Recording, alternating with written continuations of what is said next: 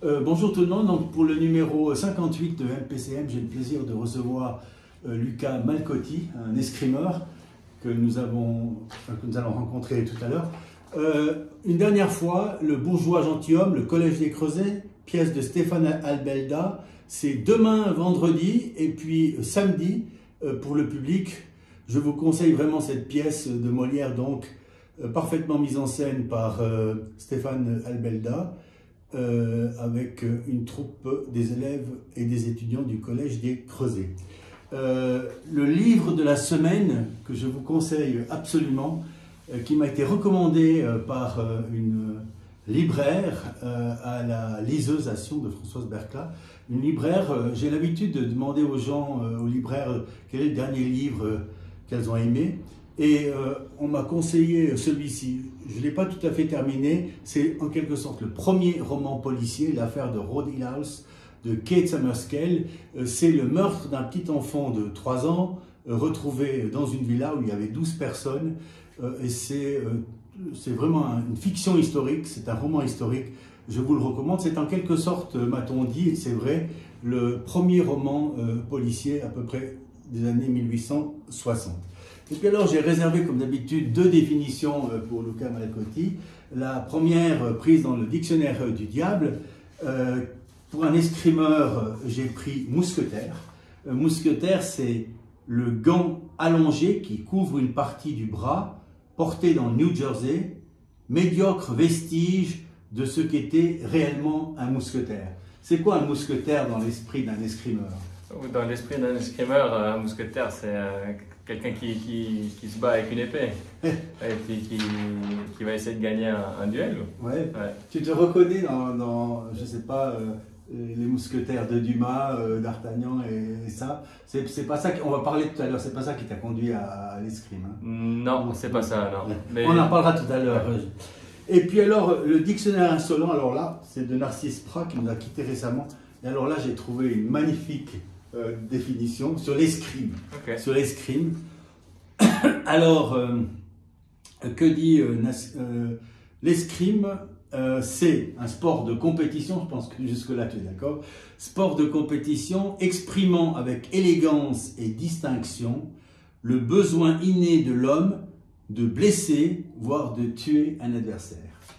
Ouais, c'est... Enfin, à l'époque... Les caustiques, hein. Ouais. Alors ça dit quoi l'escrime? C'est l'élégance, mais finalement c'est l'élégance du meurtrier. Exactement, ouais. Non, c'est assez proche. Ouais. On essaye de clouer l'autre et puis de prendre le dessus. Ouais. Alors, oui, j'ai vu sur la toile, etc., comment tu étais arrivé à l'escrime la toute première fois. Tu as encore ce souvenir ou bien de ce qui fait que tu t'es lancé dans ce sport? Oui, alors j'ai toujours ce souvenir. Je ne sais pas si je me suis réinventé avec les années ou pas, mais ouais, la première fois que j'ai vu de l'escrime, c'était à Sion, à l'ancienne salle d'escrime au Sacré-Cœur. Je marchais avec ma maman devant et puis j'ai vu des... Tu n'avais jamais entendu parler de l'escrime? J'avais peut-être entendu parler du sport, mais j'avais jamais vu pratiquer les gens faire de l'escrime. Et puis ça m'a plu de les voir faire des petits combats avec une épée. Puis j'ai demandé directement à ma maman si je pouvais essayer. Puis on est descendu à la salle, c'était un peu plus bas. Le jour même, donc le jour même, ouais. On a été demandé, je ne sais plus à qui on a demandé qui était présent. Puis on m'a dit tu peux revenir mardi prochain à 17 h. Et puis tu peux venir essayer sans doute, quoi. Puis depuis, j'ai plus lâché ce sport. La première fois, tu te rappelles, la première fois que tu as touché vraiment une épée ou bien? Non, la première fois, je ne me rappelle plus vraiment. Ou un fleuret? L'épée. Moi, j'ai tout de suite fait de l'épée. À l'époque, on faisait du fleuret, maintenant c'est de l'épée tout de suite. Et je ne me rappelle plus de la première fois, mais je me rappelle de ma première compétition quelques mois après. Et ça, je me rappelle, ouais. Et ça t'a porté tout le temps, ces premiers instants par rapport à ce que tu es aujourd'hui à travers ce sport? Et ça, parce que ça demande beaucoup d'efforts. Ah oui, c'est des efforts de fou, ouais. Mais cette petite anecdote de dire que j'ai découvert l'escrime par hasard, ça fait partie de moi et puis j'apprécie beaucoup. Mais tu as eu cette joie d'escrimer en quelque sorte, épée à la main, depuis l'âge de 8 ans. Tu sens cette petite impression-là qui fait que tu es toujours dans ce sport aujourd'hui? Cette petite folie du sport, elle me lâche plus en fait, d'essayer de se battre contre soi-même et puis après ensuite contre l'adversaire. C'est quelque chose qui me fait beaucoup de plaisir, puis j'en jouis, quoi, de prendre le dessus de l'autre et puis de sentir aussi des fois l'autre qui... Alors, on ne connaît pas très bien les compétitions en escrime, alors on va profiter de ce petit moment pour en parler. D'abord, dire qu'est-ce que c'est le tournoi de Berne. Pourquoi le tournoi de Berne, c'est un tournoi important, etc. Pour les gens qui ne connaissent rien, naturellement que celui qui ne fait pas de tennis, il connaîtra peut-être Wimbledon, il connaîtra Roland Garros, etc. Mais qu'est-ce que c'est le tournoi de Berne dans l'échelle des compétitions? Alors, c'est une Coupe du Monde déjà. Donc, alors, explique la Coupe du Monde exactement. La Coupe du Monde, c'est où il y a tous les pays qui s'affrontent. Il y a 12 athlètes par pays qui viennent à cette Coupe du Monde. Et puis, donc 12 Suisses qui peuvent participer à ce tournoi. Et puis 12 de tous les pays au monde. Mhm. On est entre 300 et 400. Mhm. Ça fait quand même beaucoup de personnes. Ça se dispute sur un jour? Non, c'est sur 2 jours. Ouais. Okay. Il y a 2 jours d'individuel et puis un jour d'équipe aussi. Est-ce qu'il y a un tirage au sort comme au tennis ou bien Oui, il y a un tirage au sort qui se fait au début. avec des têtes de série ou sans tête de série? En fait, il y a une partie préliminaire. Donc c'est tous les gens qui ne sont pas forcément classés qui s'affrontent. Et après, effectivement, après les poules, en fait, il y a un tableau d'élimination avec des têtes de série. Donc est-ce qu'il y a un classement mondial des escrimeurs comme il y a un peu au tennis? Exactement, il y a la même chose. Et donc là, tu étais quoi, nommé au 49, 48? C'est possible, ouais. Quelque chose comme ça. Donc ça, c'est par rapport aux différents tournois, comme au tennis, vous obtenez des points, etc. Oui, avec des coefficients selon les compétitions, pas de coupe du Monde, tous les mêmes coefficients, mais les championnats du monde ont plus de mais est-ce points. qu'il y a des têtes de série comme il y a au tennis, par exemple, de 1 à 32, c'est-à-dire qu'au début, les prétendus meilleurs ne peuvent pas affronter leurs concurrents directs? Oui, ça y est. Et est-ce qu'après, c'est une élimination directe? Tout de suite, après, les poules, c'est élimination directe. Ok, alors un combat, combien de touches? Un combat, 15 touches, 3 fois 3 minutes, avec 1 minute de pause entre, et le but, c'est d'être devant l'autre. Donc 3 fois 3 minutes, 1 minute de pause entre les...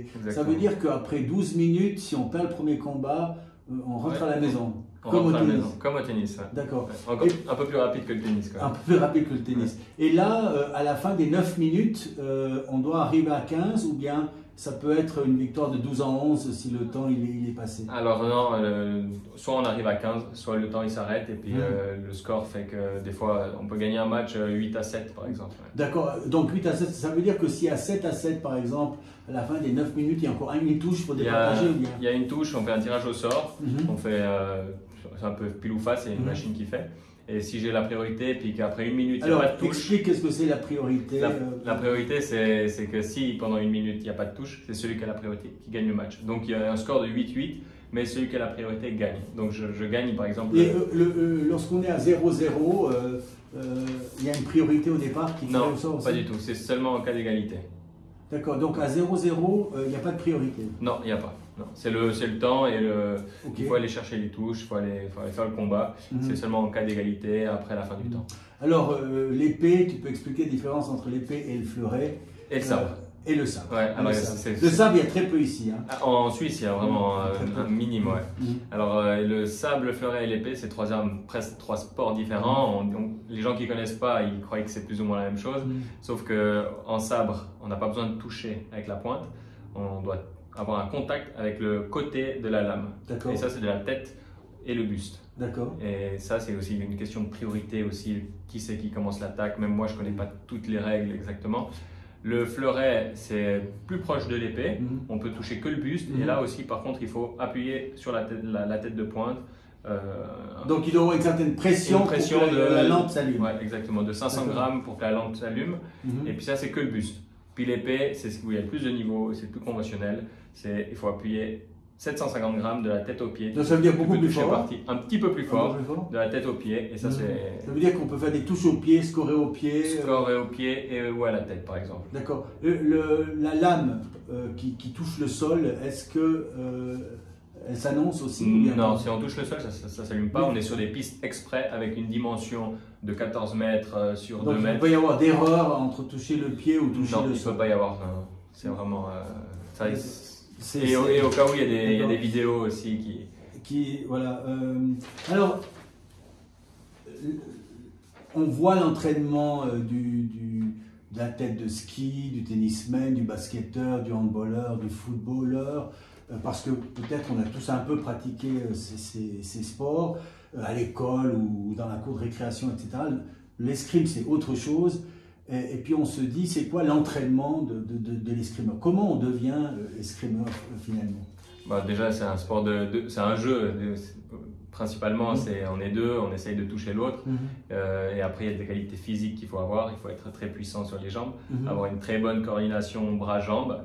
Et puis très relâché au niveau de l'épaule, mais c'est un sport très technique où le mental peut prendre énormément alors, un jeu. Naturellement, on va parler de ça après, mais disons au niveau physique, déjà, je pense qu'il faut y avoir une force d'explosivité au moment où tu lâches la touche. Alors, est-ce qu'il y a un entraînement spécifique pour les jambes, de la musculation, etc., ou celui qui est à haut niveau Oui, c'est une préparation physique énorme. C'est beaucoup de musculation avec de la vitesse et d'échelle, par exemple, de coordination des pieds, de vitesse de pied. Donc ça veut dire déjà sans lame. Hein. Sans lame, ça c'est sans rien. C'est comme sur la gymnastique, l'athlétisme, n'importe quel sport. Et ça c'est très important parce que maintenant le physique a beaucoup évolué dans notre sport. Avant il était un peu moins présent et maintenant c'est vraiment le physique prend un dessus quand même. Est-ce que la qualité, la hauteur, la taille, l'ampleur, ça joue, ou un petit, il a sa chance également Alors on va dire qu'un petit, il a quand même un petit peu de... C'est un peu plus dur pour lui quand même. Après, d'être trop grand, la coordination est plus difficile aussi. Mais je dirais que quand même un bon 1m80, 1m90, c'est quand même des qualités pour un escrimeur. Et on a tendance à penser, à cause de résultats un peu versatiles, qu'il n'y a pas une vraie hiérarchie dans l'escrime comme il peut y en avoir en tennis. Par exemple, l'époque où Federer, Djokovic et Nadal, etc., on se disait dans une partie en 16e de finale, en 32e de finale, que celui qui partait favori avait quand même une chance en pourcentage, si on devait miser sur un vainqueur, ça serait tel et tel. Est-ce que il n'y a pas une sorte d'incertitude plus grande dans l'escrime, c'est-à-dire que la qualité de force subjective, si tu veux, elle est... Qu'est-ce qui fait que les résultats sont volatiles finalement? C'est peut-être ça ma question. Alors moi je dirais que déjà 9 minutes de match c'est très court, 15 touches, c'est pas beaucoup comparé à un match de tennis où ça peut durer des heures. Donc je pense que celui qui est favori... Tu voudrais dire que si c'était à 60 touches, il y aurait un nivellement plus grand des résultats par rapport aux qualités des gens? Peut-être pas 60, mais par exemple 3 matchs de 15 touches. D'accord. Pour gagner, par exemple, là, au tennis, c'est des 7 gagnants. Voilà, en escrime, ça pourrait être des matchs, des 7, mais en sorte de match jusqu'à 10 ou 15 points. Je pense que là, ça serait plus les favoris qui gagneraient plus souvent à chaque fois. Ouais. Et, mais est-ce que c'est juste cette impression que j'ai de l'extérieur? Parce que mon frère a fait de l'escrime, j'ai très peu vu de match d'escrime, j'ai vu de temps en temps à la télé, on va parler de ça aussi, mais est-ce que cette impression-là, elle est fausse ou bien elle est réelle? Non, elle est réelle. Elle est réelle. Non, c'est vrai. Les favoris ne gagnent pas forcément tout le temps, mais c'est aussi un sport de sensations en fait. Et puis il y a des jours sur 9 minutes, si tu n'as pas les sensations, eh ben, tu perds. Alors là, tu te rappelles, on revient au tournoi de Berne, tu te rappelles, c'est un de... peut-être ton principal succès actuel, ou bien de gagner le tournoi de Coupe du Monde de Berne avec un autre Suisse, Alexis comment Bayer, il s'appelle, donc l'un a éliminé le numéro 1, toi le numéro 2, je crois, ou quelque chose comme ça. Lui, il a eu un parcours assez fort parce qu'il a pris des têtes de série successives, plus que toi. Est-ce que ça a joué au niveau de la force mentale au moment où vous êtes affrontés tous les deux, parce que je pense que vous vous connaissiez quand même comme équipier ou escrimeur. Est-ce que cet engagement mental préalable contre des gens qui étaient peut-être d'un niveau supérieur, ça a pu faire la différence ou bien pas? Moi je pense pas, sur un jour comme ça où c'est seulement 6 matchs en 15 touches, il n'y a pas la fatigue de se dire j'ai dû battre plus qu'un, plus l'autre. C'est clair qu'on était fatigué en finale, mais je pense que c'est plus le mental sur le dernier match qui prend le dessus sur quelqu'un. Parce qu'en fait, qu'est-ce que c'est le mental? Est-ce qu'il n'y a pas finalement, comme dans tous les sports, cet aspect d'impondérable, de hasard ou je sais pas quoi, qui fait qu'à 13-13, tout d'un coup il y a un qui bascule du côté du 15-13, etc. Où tu te dis, toi non, non, vraiment, ce jour-là, il y avait dans mon esprit, dans ma tête, au moment où je fais ces touches-là, une sorte de sérénité qui fait que tu étais là. Je pense qu'effectivement, moi, tout était plus au vert que lui. Bon, lui, il a fait 2 finales, mais moi, j'étais beaucoup plus libéré dans ma tête. Moi, j'avais rien à perdre. J'avais une saison compliquée l'année d'avant, où là, j'étais vraiment dans le dur l'année d'avant. Et puis là, je me retrouve en finale d'une Coupe du Monde que j'avais jamais fait de finale. J'avais jamais fait de top 8 en individuel en Coupe du Monde. Et je pense que j'étais peut-être un peu plus libéré, un peu plus à me dire. Est-ce que tu as pensé à ce moment-là, à ce que tu étais gamin, à tes premières touches, en disant non d'une pipe, j'arrive à un niveau là quand même que pas tout le monde, auquel pas tout le monde peut accéder Alors non, j'ai pas pensé à tout petit, mais j'ai pensé à toutes les heures d'entraînement que j'ai fait les derniers mois qu'il y avait eu, tous les moments difficiles dans lesquels j'étais passé. Là, tu t'es dit ça valait vraiment le coup. Ouais, là je me suis dit, même pour me motiver, pour me dire allez, ça va le faire. Parce qu'en demi-finale, j'ai aussi un moment difficile contre le numéro 2 mondial, qui est maintenant numéro 1 mondial. Qui est, on peut donner le nom, c'est qui Kor, c'est un Hongrois. Hongrois, d'accord. Ouais. Et du coup, là, je me suis clairement dit, allez, pour toutes ces heures d'entraînement, tous ces déplacements aussi, parce que je me déplace aussi beaucoup, je me suis dit, allez, ça vaut la peine, et puis fais-toi mal. Est-ce que là, il y a une sorte de gain du respect des pairs à ce moment-là? Est-ce que tu te dis, ce jour-là, j'ai franchi une étape par rapport à tous les escrimeurs que je rencontre dans les diverses compétitions? Bah quand même, quand même. Mais sur le moment, pas par contre. Ah, pas sur le moment? Sur le moment, pas. Non, je me suis dit, profite du moment, tu passes match après match. Plus tu commences à penser résultat, c'est déjà bien, top 8, de podium, c'est déjà bien, tu commences à perdre de l'énergie. Donc sur le moment, je pense pas, mais après coup, oui, il n'y en a pas beaucoup qui ont gagné des Coupes du Monde comme ça. C'est quelque chose qu'on ne peut pas m'enlever. Et puis alors, pour arriver à ce moment-là, j'aimerais simplement que tu décrives une semaine d'entraînement, à quoi ça correspond, parce que je veux dire, c'est pas comme si on va jouer 3 fois au basket, au stand, etc. Alors c'est quoi la semaine d'entraînement? La semaine d'entraînement type, on va dire. Voilà, type. De préparation avant disons 2 mois avant une Coupe du Monde. Alors c'est un entraînement physique presque tous les jours de la semaine. Alors c'est quoi exactement l'entraînement physique? L'entraînement physique ça peut varier selon la semaine. Mais résistance, endurance? Alors ça dépend les jours environ, mais en tout cas j'ai 2 ou 3 entraînements, on va dire musculation physique, ça je suis sous une barre avec des exercices. J'ai aussi des... Est-ce qu'il y a quelqu'un qui est à côté de toi, un coach d'éducation physique en fait, 2 fois dans la semaine, oui, j'ai un préparateur physique. Donc ça c'est quelqu'un de spécifique qui n'est pas dans le champ de l'escrime, il est vraiment... Lui, son boulot c'est d'optimiser mon physique. Exactement. Pour faire... Comme le ferait un tennisman ou... Exactement, après il faut quand même... Avec spécificité de mon sport. Et ça j'ai mon préparateur physique. Alors quel type d'exercice? Là c'est beaucoup des fentes avec du poids sur les épaules, avec des sauts aussi avec du poids. Ça c'est 2 à 3 fois dans la semaine. D'accord. Et combien de temps une séance? Entre 1h30 et 2 heures. Ouais. D'accord. Avec l'échauffement et tout. Le matin, l'après-midi ou mixte? Là, c'est plutôt le matin. Les 2 fois, en tout cas, les 2 fois où je fais dans la semaine, plus la 3e fois, j'essaie de faire le matin. Et avec des accès facilités aux salles maintenant? Oui, maintenant, oui. Avec mon préparateur physique, ils ont une salle à Sion. D'accord. Donc ça, il n'y a pas de souci. On se donne rendez-vous, on fait notre entraînement. C'est important qu'il y ait quelqu'un qui te suive là. Qui naturellement connaît très bien sa matière. C'est important au niveau des exercices, parce qu'on pourrait te donner les exercices, tu les fais, etc. Est-ce que c'est important d'être accompagné par quelqu'un là qui te motive, etc. Dans le passé, j'ai déjà été accompagné, mais un peu plus léger. Et puis là, cet été, j'avais besoin de changer quelque chose dans ma carrière. Puis je me suis, maintenant, on m'accompagne, un préparateur physique vraiment calé. Et je sens vraiment une différence. Il te pousse à la limite. Chaque détail, il est derrière toi. Il peut voir que le mouvement, tu le fais peut-être moins bien. Il essaie de te corriger. Il te pousse vraiment jusqu'au bout. Puis, ça, c'est vraiment quelque chose que je ne pourrais pas faire tout seul. D'accord, ok. Alors, et les autres types d'entraînement pendant cette semaine? Plutôt physique, j'ai encore... Non, le tout. Mais je passe sur la partie physique et après l'escrime. Physique, j'ai aussi beaucoup de renforcement gainage et tout, en équilibre, sur des ballons. Ça fait bosser tout ce qui est au niveau du tronc pour pas être un peu avoir des déficits quand je fais de l'escrime ou d'un coup je pars. Est-ce que là on est dans le champ du devoir? Il y a aussi le plaisir de changer d'exercice et tout ça, où tu te dis le plaisir de dire je serai meilleur escrimeur après? Ou bien c'est un peu rebutant? Non, moi j'ai du plaisir à faire ça. Après, je pense pas forcément que c'est dur pour la tête. Je sais pourquoi je le fais en fait. D'accord. Ouais. Ok. Et puis après, j'ai aussi un petit peu d'endurance. Dépend la partie de la saison. Plutôt en début de saison, je fais beaucoup d'endurance de base. Tu fais seul ou bien? L'endurance, oui. J'essaie de faire soit avec des proches, sur un vélo, soit.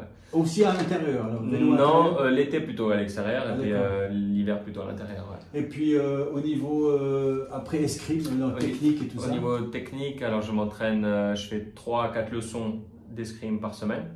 Leçons techniques, donc je suis avec un entraîneur qui est en face de moi. Alors justement, quelle est l'importance de l'entraîneur à l'escrime? Parce que j'ai vu que ça avait l'air quand même important, on dit que c'est maître d'armes, oui, l'influence du maître d'armes. Bon, le maître d'armes, déjà, il va t'amener une façon de travailler, il va trouver tes qualités, et après tu vas travailler tes gammes en fait, plus ou moins. Tu vas travailler tes mouvements de coordination du bras, qui soient bien passés, que la pointe elle parte bien en avant.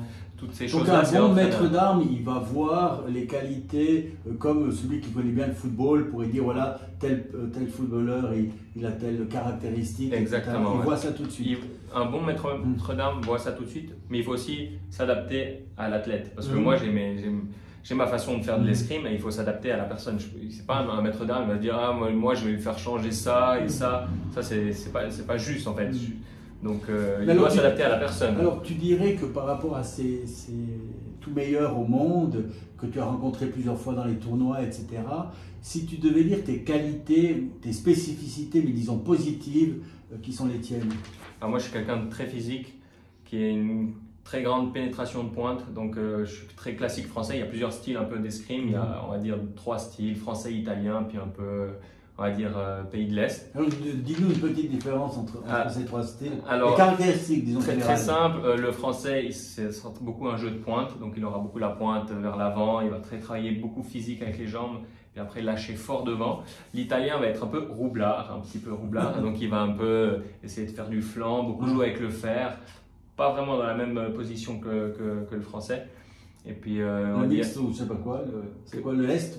Le pays de l'Est, un peu plus ou moins l'école russe. Ça c'est aussi très physique, mais on va dire beaucoup avec des bâtés avec le fer, très vers l'avant aussi.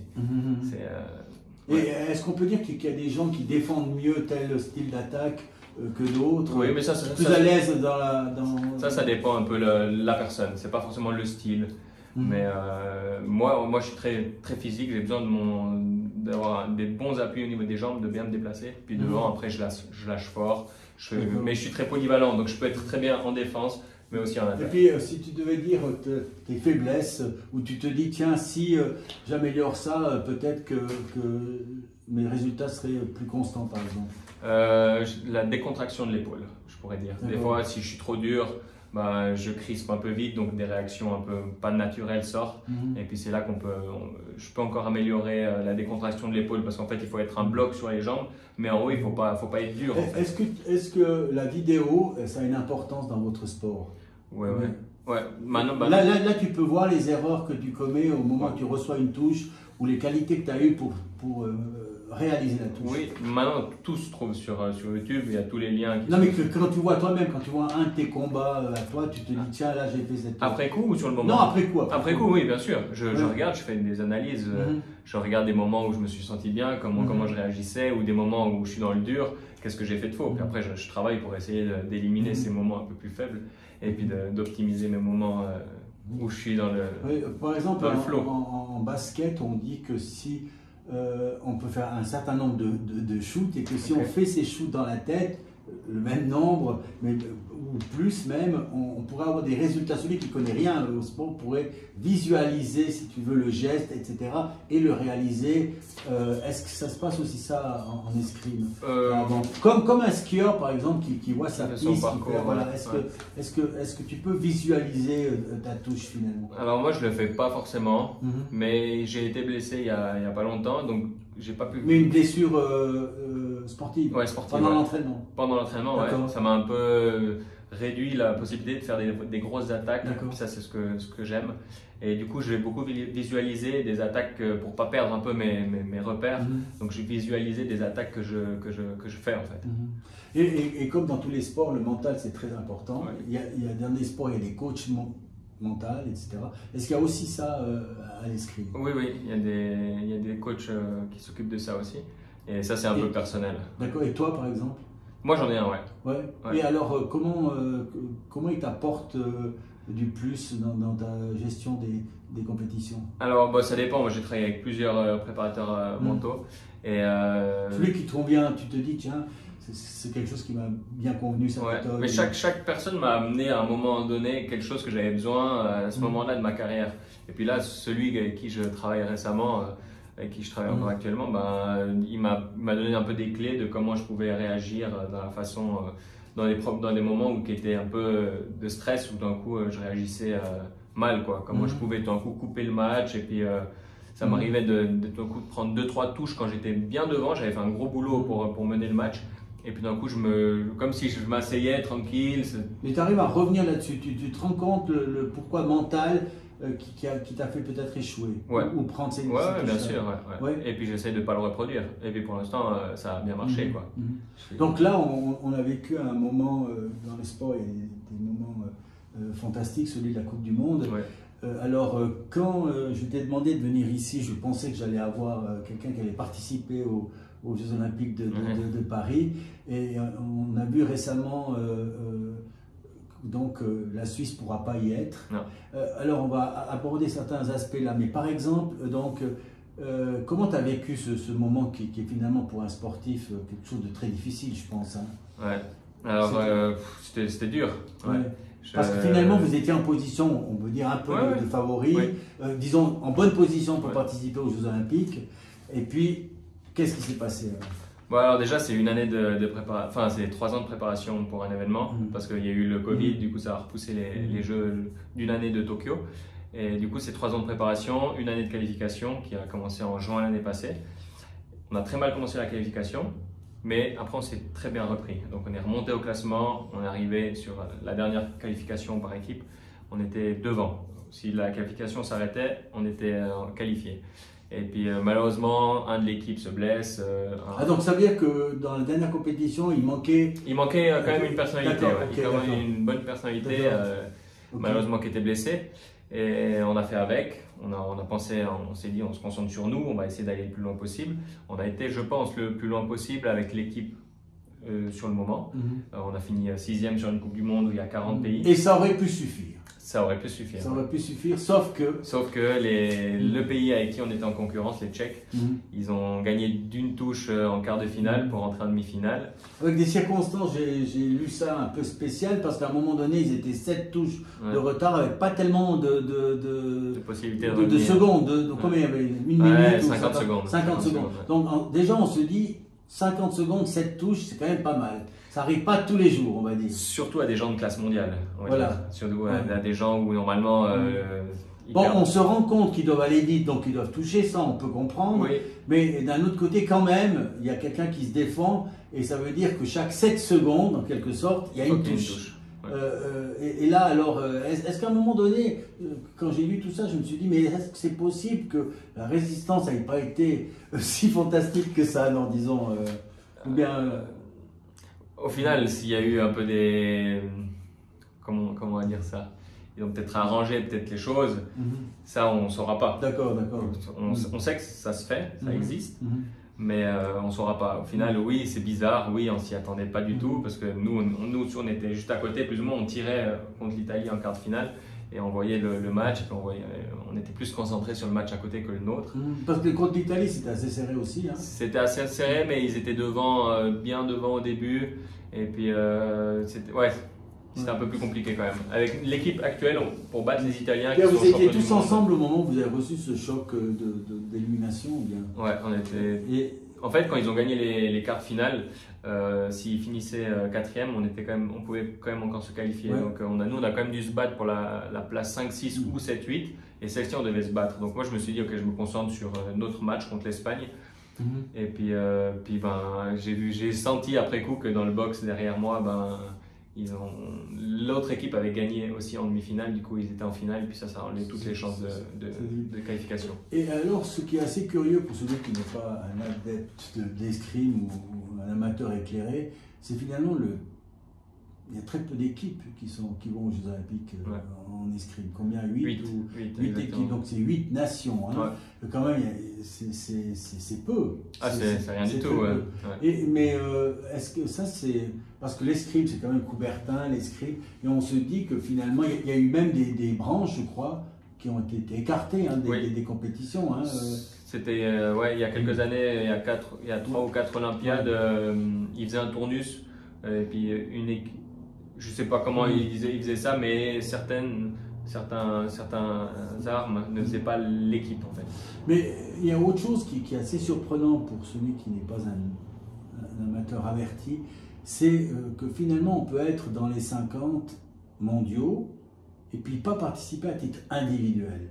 Comment c'est quoi la règle qui fait qu'on est dans une situation comme ça? Bon, moi ça va, 50, c'est pas non plus. Oui, mais il y a pire encore. Tu peux être 6e mondial et puis pas participer aux Jeux Olympiques. Explique. Parce qu'en fait, il y a des quotas par continent et puis c'est très difficile.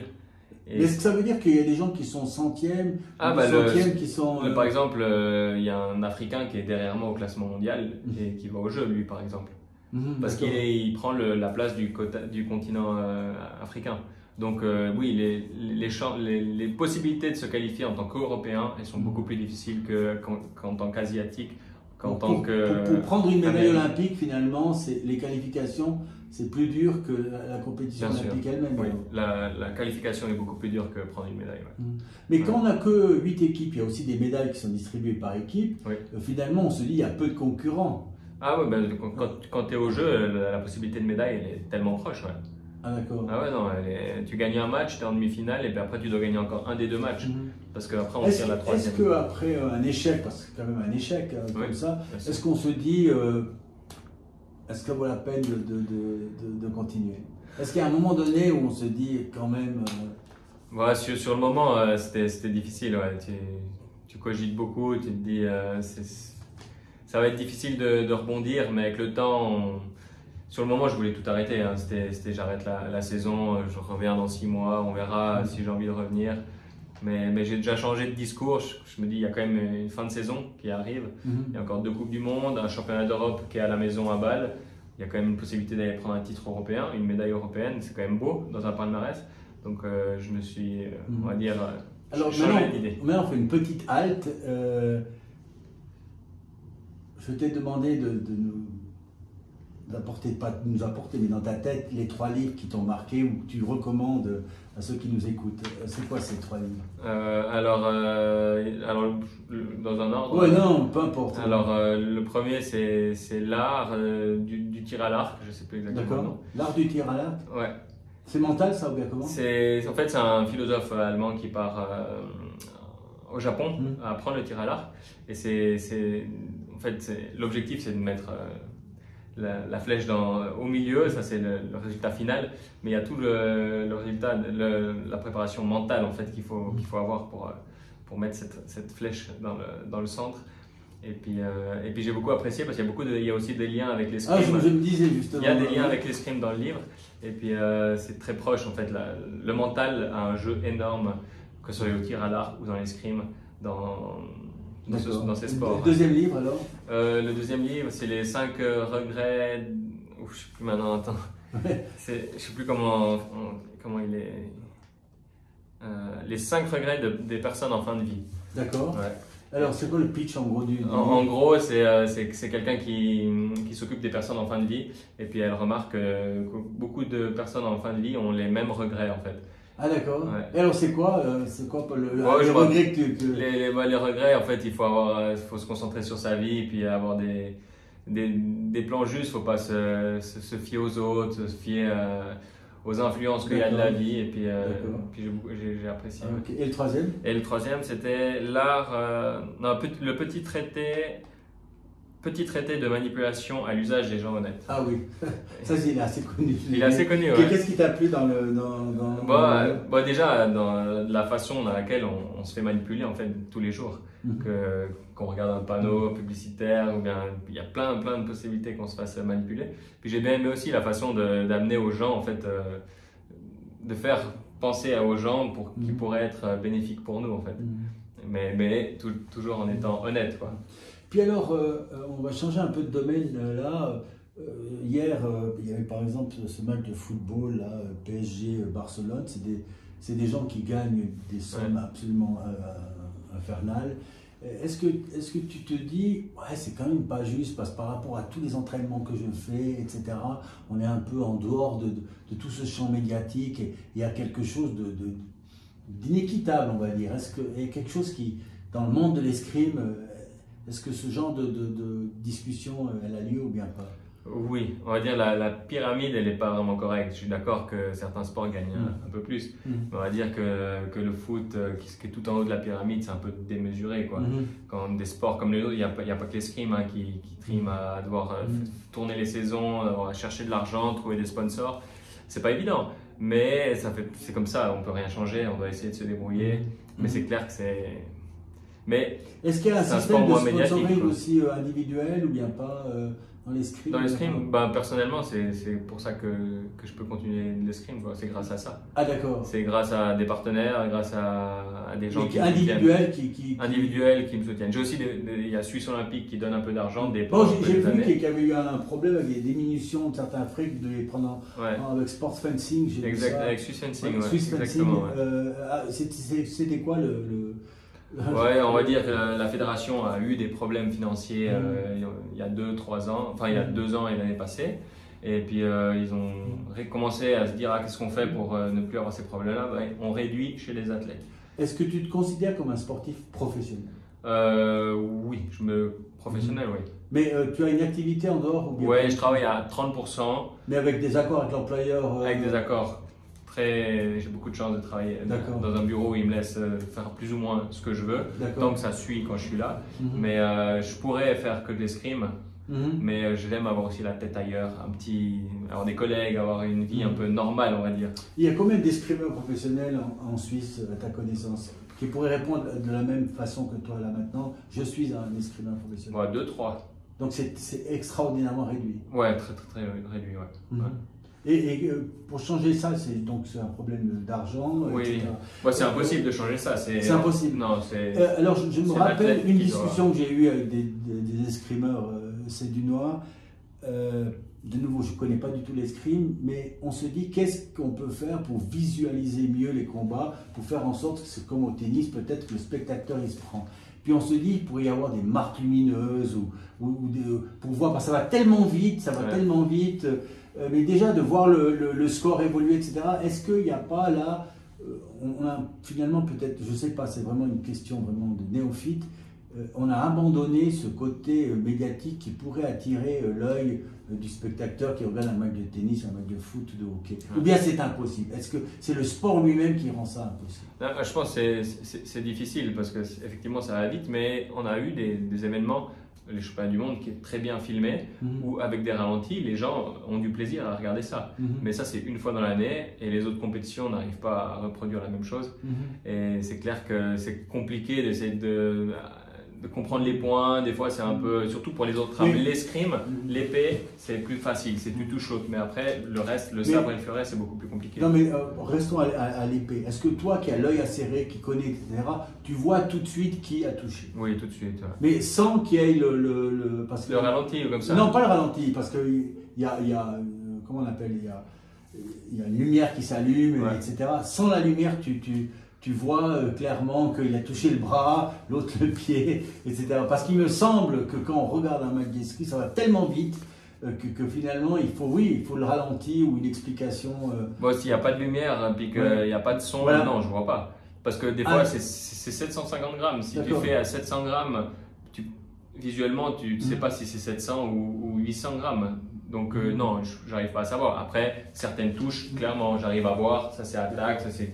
Et puis dans certaines touches, est-ce que quand toi, maintenant je parle, tu es sur la piste, tu combats, tu te dis, il me semble que c'est moi qui ai touché ou l'autre. Est-ce que là, des fois, tu as toi-même l'hésitation? Non, là pas. Quand tu tires, je sais à 99% qui touche, s'il y a simple pour l'autre ou s'il y a double.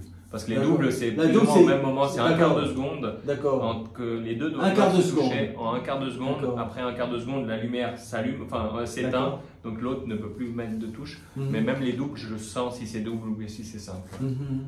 Et qu'est-ce qui fait alors, par exemple, tu as battu le numéro 2, l'autre il a battu le numéro 1. Qu'est-ce qui fait que tu te dis quand même aujourd'hui, ce numéro 1, il est meilleur que moi? Bon, sur la régularité, c'est clair qu'il est meilleur que moi. Et ouais. cette régularité, elle vient de quoi?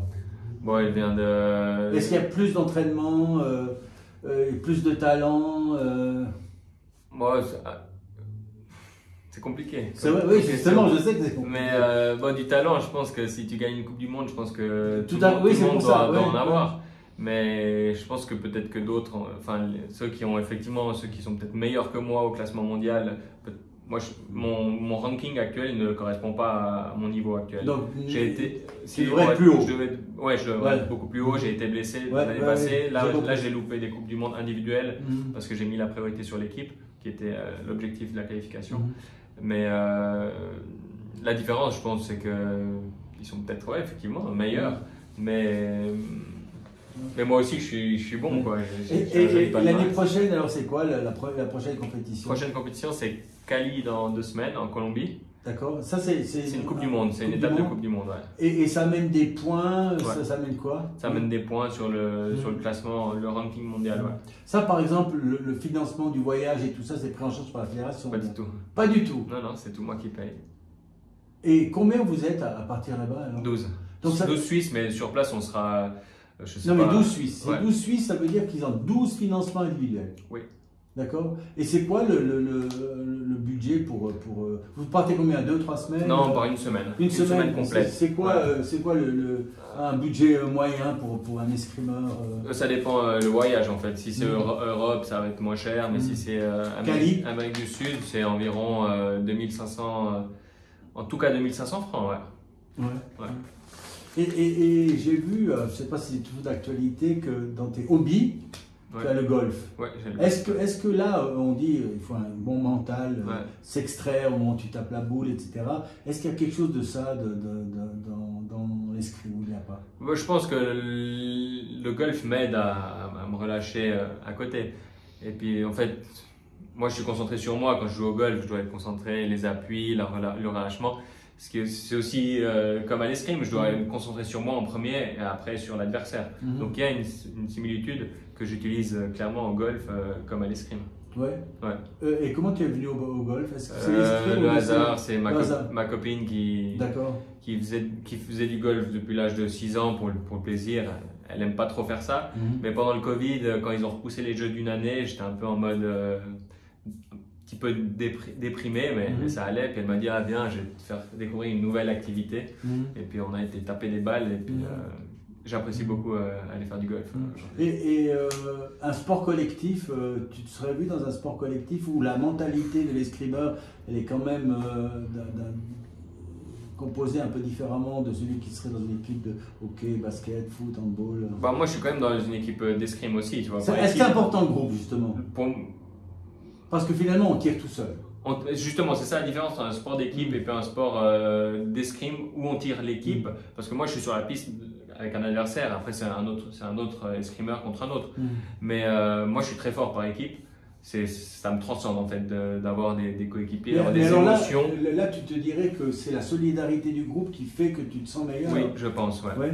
Mais je suis pas sûr que en tant que footballeur avec 10 autres coéquipiers, que je me sentirais, que j'aurais les mêmes qualités de coéquipier d'escrime que footballeur. Je pense que je perdrais un peu plus vite la tête. Alors là, c'est quelque chose que beaucoup de monde n'arrive pas à percevoir. Par exemple, comme en Coupe Davis, il y a des gens qui se disent l'esprit d'équipe en Coupe Davis, alors que c'est aussi des tennismen, etc. C'est quelque chose qui peut transcender, qui fait en sorte qu'une équipe, c'est en escrime, je dis, je ne parle pas dans les sports vraiment d'équipe comme le football, c'est évident, mais l'équipe d'escrime, le groupe, il va être meilleur que les individualités. Comment tu peux expliquer ça alors que finalement c'est le même Luca Malcotti qui tire, que ce soit dans une compétition Coupe du Monde ou dans une compétition d'équipe? Bon, déjà, tu ne tires pas que pour toi. Quand tu es en individuel, tu tires que pour toi. Il n'y a pas, je veux dire, c'est juste toi. par équipe. Ça veut dire que la responsabilité de l'autre, ouais. Moi, elle me procure plus de force et plus de lâcher prise en me disant vas-y, il faut y aller, c'est pour l'équipe. Mais tu t'es demandé pourquoi? Je pense que ça fait partie de ma personnalité. Ah d'accord, ok. Je pense que... Mais c'est connu, tous mes gros résultats, je suis champion du monde en 2018 par équipe, à seulement 23 ans. J'intègre l'équipe 6 mois avant et je suis transcendé. Et par équipe, on ne m'a plus jamais enlevé de l'équipe en fait, tellement je suis important en fait. D'accord. Ouais. Et de cette période-là où tu as obtenu ces résultats d'équipe, disons, brillantissimes, tu as fait des meilleurs résultats aussi à l'individuel? Non, justement pas. J'étais jeune. Mais alors, est-ce qu'il n'y a pas quelque chose là à travailler chez toi qui ferait que tout d'un coup, ça pourrait te pousser à aller un peu plus haut? Oui, je l'ai travaillé vu que j'ai quand même gagné une Coupe du Monde individuelle. Oui, bien sûr. Mais non, je me suis quand même posé la question. Pourquoi c'est pas une question de pression. C'est pourquoi j'ai autant on va dire, de peine à me lâcher et à trouver le flow en individuel que par équipe. En fait, je suis libéré. En fait, quand tu dis trouver le flow, c'est quoi? Trouver le moment où tu vois tout au ralenti, où c'est facile. T'es dans un. Est-ce qu'il y a ces moments-là, comme au jeu, la martingale qui se passe et tu dis tiens, c'est mon moment, il n'y a plus rien qui peut m'arriver dans un espace-temps, par exemple, dans un match? Ouais, tu sens que tu es dans le flow. Et puis c'est pour ça que je fais de l'escrime encore aujourd'hui. C'est parce que c'est des sensations qui sont tellement agréables, tellement puissantes que je veux revivre ça encore et encore. C'est un peu comme, je ne sais pas si tu connais le basket, mais on dit dans le money time en basket, dans les dernières minutes, etc., il y a des joueurs qui sont faits pour ces moments-là et d'autres qui vont pas assumer la responsabilité dans les mêmes positions de shoot, etc. Ouais. Est-ce que c'est ça qui se passe aussi dans ces moments en escrime? Ouais, peut-être. Je connais pas trop le basket, mais en tout cas, c'est une sensation de dominance en fait. C'est l'impression que tout est facile en fait. Ouais. Et est-ce que tes proches, pendant ton évolution, depuis ce moment à 8 ans où tu étais, est-ce qu'ils t'ont accompagné à aller voir dans les tournois ou c'est resté en équipe, etc. Voilà. Ouais. Alors j'ai eu la chance que mes parents m'ont toujours soutenu, mais ils m'ont toujours laissé faire comme je voulais. D'accord. Ils ont vu que c'était mon sport, que c'était ma passion. Vous allez voir les tournois? De temps en temps, très peu. D'accord, comme beaucoup de parents. Oui. Il y a aussi beaucoup de parents qui poussent un peu trop et des fois c'est pas juste pour le jeune en fait. Et moi, ma maman elle est venue par exemple en Ouzbékistan, elle est venue en Bulgarie voir des grands championnats quand j'étais jeune, mais par contre elle comprend rien au sport. Mais j'apprécie aussi ça, que je peux arrêter du jour au lendemain, j'ai pas de pression de la famille, elle me soutient, elle sait que j'aime ça. Et puis voilà. Donc je sais que Sion c'est quand même une école d'escrime, on va dire à un certain niveau. Donc toi tu as atteint un certain niveau. Est-ce que tu as des contacts avec les petits, ceux qui commencent, et le Luca de 8 ans qui est là peut-être la semaine prochaine et qui commence, tu rencontres ces gens-là ou il n'y a pas? Oui, je les rencontre. Quand j'étais petit moi-même, il y avait Tiffany Giroudet qui était à la salle, il y avait les Eveco, Jean-Blaise Eveco, Grégoire Eveco, avec qui je pouvais essayer des fois même de tirer quand j'avais 10 ans. Et tu fais ça maintenant? Oui, j'essaye de faire quand j'ai le temps. Et puis quand j'ai du temps, tu vois la lumière dans les yeux des petits qui essaient de te sujet, etc. Non, je pense que ça pousse en haut. Et puis si je peux apporter ça, moi j'ai eu la chance de l'avoir. Si je peux faire la même chose pour les jeunes, c'est top. Oui, il y a quelque chose qui est assez sympa dans les salles d'escrime aussi, c'est que les tout forts tirent aux mêmes endroits que les tout petits. Donc, même on peut jeter un coup d'œil à celui, c'est juste. Hein, c'est juste. Donc, et ça existait de ton temps aussi. Ça existait de mon temps, Je voyais Tiffany Giroudet tirer, et puis j'étais tout fan, quoi. J'étais tout. Les étoiles dans les yeux. Et donc, on a eu des médailles olympiques aussi. Hein, ça fait quelque chose aussi de savoir que dans la salle de Sion, il y a des gens qui ont atteint ce niveau. Donc toi, tu es en Coupe du Monde, et il y en a d'autres. Ça crée quelque chose par rapport à l'extérieur, faire venir des gens, puisque c'est si peu médiatisé dans un même temps. Non, mais c'est clair que de dire que Sion, il y a des médailles olympiques, il y a des médailles au championnat du monde, il y a des victoires en Coupe du Monde, c'est top. Moi je vis pour une médaille olympique, c'était l'objectif. Mais tu te dis là, parce que tu es jeune, hein, quoi, 28-29 ans, Maintenant, ouais. l'escrime, ça peut aller, Oui, ça peut aller. près de 40 ans. Hein. Il y a des Bien escrimeurs sûr. qui sont venus champions olympiques à 35, 37 ans, etc. Ouais. Même un Suisse, je crois. Enfin, je sais pas. Mais assez long. Est-ce que tu te projettes par rapport à ça, maintenant que Paris est loin? Est-ce que tu te dis quand même, je veux essayer. Un tout petit peu pour l'instant. Pour D'accord. l'instant, j'arrive pas. Pas encore. J'arrive pas encore. Mais tu à n'exclus dire- pas, disons. Non, j'exclus pas, non. Je suis pas encore. Faudra quelques semaines, quelques mois peut-être de réflexion après les championnats d'Europe. Ça peut faire que du bien de me dire, ok, maintenant qu'est-ce que je fais? Est-ce que je pars pour 2 ans ou 4 ans? Le championnat d'Europe, c'est quand? Rappelle-nous C'est ça. le 20 et 22 juin. 22 juin. 20 et 22 juin. C'est sur 2 jours, individuel et équipe. Et les Jeux Olympiques, ça aurait été quand? Ça aurait été 28 juillet et 2 Donc août. là, tu vas affronter peut-être des gens qui sont aux Jeux Olympiques. Ah, sûrement, ouais. Donc ça, c'est déjà une motivation qui doit être assez grande parce qu'on se dit, bon, j'ai pas été aux Jeux Olympiques, mais je veux quand même montrer, ou en équipe ou en individuel, qu'on avait notre place. Oui, malheureusement, c'est une motivation en plus. Ouais. J'aurais préféré ne pas l'avoir. Ouais, Et d'accord. puis de combattre contre des gens que j'allais combattre aux Jeux Olympiques. Mais oui, ça me motive. Et puis, Est-ce que la préparation physique, elle aurait été complètement différente pour cette Coupe d'Europe, en sachant qu'il y aurait eu les Jeux Olympiques par rapport à celle que tu as maintenant? non, parce que c'était quand même dans les 2 événements, championnat d'Europe et championnat du monde, C'était c'était les prévu. 2 gros événements de l'année. Bon, les Coupes du Monde, c'est quand même des événements, je dois me préparer, mais les 2 pics où j'aurais dû être en forme, c'était les championnats d'Europe et les Jeux Olympiques. Ouais. Donc on change rien, c'est juste que je serai 2 mois, un mois et demi avant en vacances. Quoi. Donc voilà. Que prévu. Et ça, c'est planifié avec le coach Avec physique. le coach physique et d'escrime, on coordonne tout ça. Quoi. Ouais. Et ils se parlent par rapport au type d'entraînement que tu Oui. fais, aux techniques et au physique, les deux. Ouais, ils ont une coordination presque chaque semaine, chaque 2-3 semaines, ça dépend un peu les périodes. Mais oui, en fait, c'est toujours gérer l'intensité et la charge d'entraînement pour pas être trop ou bien pas assez. Quoi. Je pense que c'est aussi géré informatiquement et tout ça. Oui. Tu as les résultats Ouais, qui sont reproduits, Oui. etc. J'ai tout sur une application, Donc, quel entraînement je les dois entraînements, faire. tu les planifies aussi en disant tant de séries, enfin je sais pas, Ouais. je pense que C'est comme pas ça moi aussi. qui décide, mais Oui, non, c'est mais l'entraîneur. Ouais. tu pourrais avoir, tu te dis la semaine passée, voilà, j'ai fait tant de. Tu pourrais retrouver ça. Je retrouve. Ouais. D'accord. Et est-ce que tu fais des comparaisons par rapport aux années passées? Bah, Au- Comme ça au fait niveau même pas des une année que je travaille sur cette Ah, d'accord, préparation ok. physique, non, j'ai pas de comparaison, mais on a très bien regardé les 3 ou 4 semaines avant la Coupe du Monde de Berne que j'ai gagnée. On essaie de reproduire plus ou moins la même chose avant chaque Coupe du Monde. C'était une combinaison qui a bien marché. On a essayé sur des petits événements avant, quelle combinaison irait le mieux à moi, parce que c'est toujours personnel. Et puis on a trouvé une qui marche bien.